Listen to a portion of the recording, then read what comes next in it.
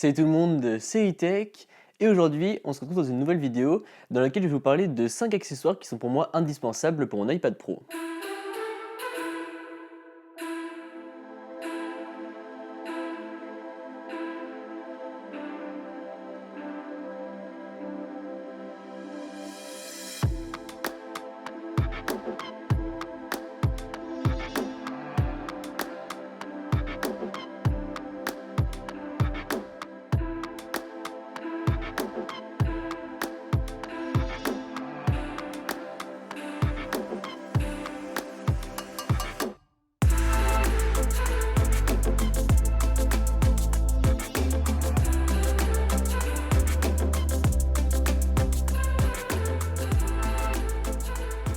Alors oui, je sais, ça fait un petit moment que l'iPad Pro est sorti, mais personnellement, je l'ai depuis environ 5 mois. Et donc du coup, pendant ces 5 mois, j'ai pu acquérir pas mal de petits accessoires. Et donc là, je me suis dit, pourquoi pas vous faire une vidéo dans laquelle je vais résumer pour moi les 5 meilleurs accessoires que j'ai pu tester pour mon iPad Pro et ceux que j'utilise quasiment au quotidien. Donc on va commencer par les basiques, à savoir les protections. Donc là, comme vous pouvez le voir, j'ai la protection Apple grise, donc j'ai les deux. J'ai la version avec le clavier et j'ai la version sans clavier. Donc avant, en fait, j'ai eu en cadeau la version sans clavier et désormais, j'ai pu acquérir la version avec clavier parce qu'en fait, c'est simplement beaucoup plus pratique d'avoir un clavier, comme ça on a vraiment comme un mini ordinateur en fait, et du coup dans les transports c'est beaucoup plus pratique d'écrire un petit peu comme ça vite fait sur le clavier, plutôt que de devoir prendre son iPad, plier le truc, le mettre sur ses genoux et devoir taper en le couchant, bref, c'était pas très pratique. Là le clavier est vachement pratique, donc ça c'est vraiment quelque chose que je vous recommande. Alors par contre pour moi il a un gros défaut ce clavier, mais vraiment un très gros défaut, c'est que pas mal de fois je vais être amené à discuter en anglais, donc soit par mail, sur les réseaux sociaux, bref, il m'arrive souvent d'être en anglais, même parfois en espagnol. Et donc en fait sur le clavier de l'iPad Pro, enfin du moins sur la cover du clavier, donc on a un petit bouton pour changer le clavier, donc comme sur l'iPad.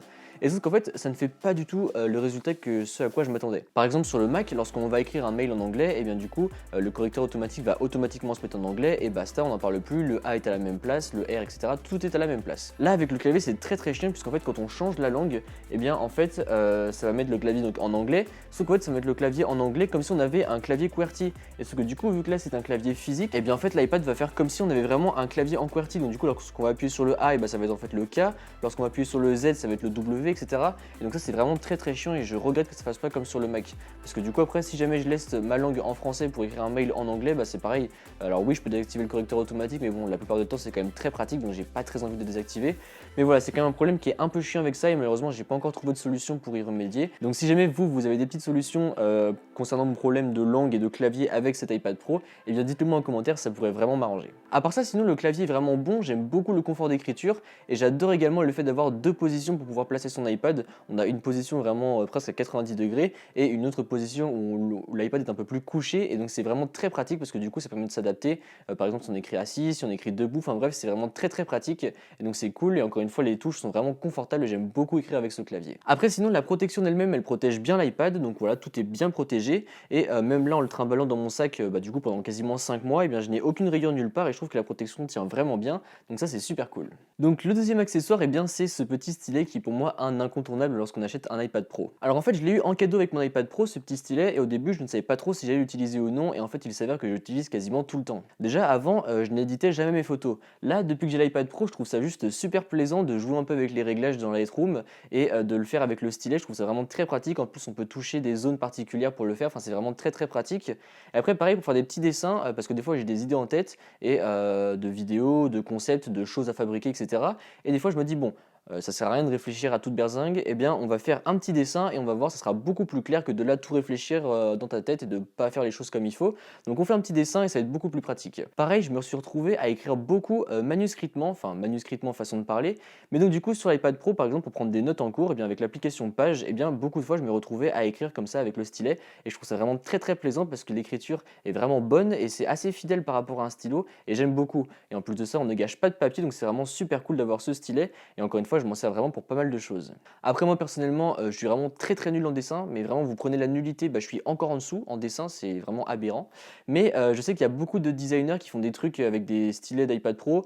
J'ai même un ami qui s'est fait tatouer, en fait je suis allé avec lui quand il se faisait tatouer, et en fait dans son salon de tatouage il faisait tous les tatouages en dessin sur leur iPad Pro avec le stylet, et j'ai trouvé ça juste incroyable. Et en plus les dessins étaient d'une précision vraiment folle. Du coup je trouve ça génial qu'à l'heure actuelle, juste avec ce petit outil, eh bien on puisse travailler vraiment comme des pros. alors qu'avant on avait besoin de plein de machines différentes et là aujourd'hui on a tout réuni dans une seule tablette et je trouve ça vraiment génial. Et maintenant on va rentrer dans les accessoires un petit peu plus exotiques qui ne sont pas faits par Apple parce que bon ces deux-là c'est un peu des incontournables même si je sais que après ils sont quand même assez chers parce qu'il me semble que le stylet c'est 99 € et le clavier il me semble que c'est 150 € je crois. Donc bon c'est très très cher pour ce que c'est mais bon pour moi c'est des incontournables et j'utilise tous les jours donc on va dire qu'ils ont été assez rapidement rentabilisés. Donc troisième petit accessoire et bien en fait c'est ce hub de la marque Satechi. Donc alors des hubs en USB-C il y en a vraiment plein mais alors ce que j'aime beaucoup avec celui-là c'est qu'en fait il va venir se fixer directement sur l'iPad Pro. On n'a pas un vieux fil qui pend où ça rend vite moche. Celui-là est très pratique, il se colle à l'iPad Pro vraiment comme si c'était une petite extension et il est très très pratique puisque du coup il permet d'ajouter un port HDMI, une prise casque, une prise USB 3.0 ainsi que un port USB-C donc du coup vous pourrez utiliser tous ces ports là en même temps et c'est vachement pratique. Après je sais qu'ils font également d'autres hubs donc déjà vous avez plusieurs couleurs il me semble et vous avez également d'autres hubs dont certains avec des ports par exemple micro USB, d'autres avec des ports carte SD, enfin bref ils font vraiment plein de ports différents donc je vous mettrai tous les liens dans la description mais franchement ce petit hub là est vraiment très très pratique puisque du coup eh bien on peut transférer du contenu assez rapidement et pareil quand je voyage des fois eh bien je veux mettre un truc sur la télé et la personne chez qui je vais n'a pas forcément de câble HDMI vers USB-C donc du coup j'ai mon petit adaptateur, je branche la prise HDMI juste ici et je peux montrer ce que j'ai à montrer sur la télé donc c'est super cool. Pour le coup la prise casque je ne pensais pas l'utiliser et en fait il m'arrive de temps en temps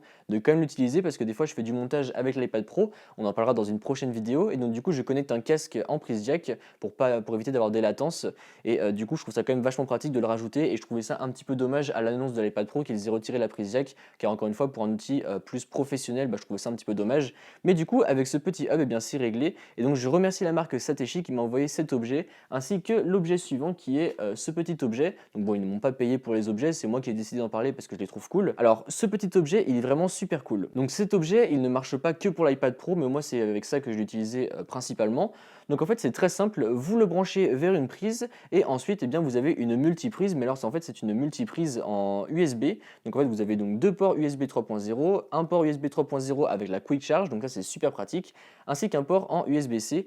Donc en fait vous branchez tout ça et après vous avez encore une fois une multiprise et c'est très pratique car du coup pour partir en déplacement, eh bien on n'a pas besoin de prendre 10 000 prises etc. On prend juste ceci, le câble, et après on prend les câbles qui vont avec bien sûr parce que sinon ça marchera pas. Mais on prend juste la prise de ça, les câbles qui vont sur les ports ici et pas besoin de prendre d'autres prises secteurs. Donc c'est vraiment très pratique et c'est assez cool à utiliser. Bon malheureusement vu que je suis un blaireau j'ai oublié l'adaptateur qui va de l'objet jusqu'à la prise aux États-Unis quand j'étais en Californie.